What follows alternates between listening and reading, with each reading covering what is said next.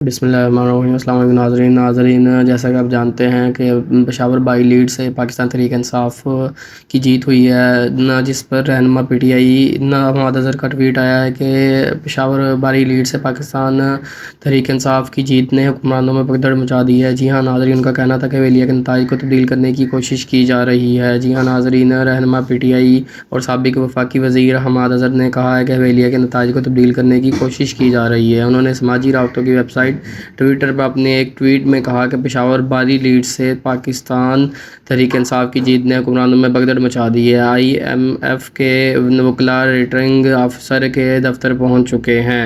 یہ ناظرین، رہنما پی ٹی آئی کی ٹویٹ ہے جس پہ لکھا گیا کہ حویلیہ کے نتائج کو تبدیل کرنے کی کوشش کی جا رہی ہے۔ پشاور باری لیڈ سے پاکستان تحریک انصاف کی جیت نے حکمران میں بھگدڑ مچا دی ہے۔ یہ ناظرین، آپ کو اگر یہ ویڈیو پسند آئی ہے تو ویڈیو کو لائک کر دیں، چینل کو سبسکرائب کر دیں اور بیل آئیکن بٹن دبانا نہ بھولیے گا۔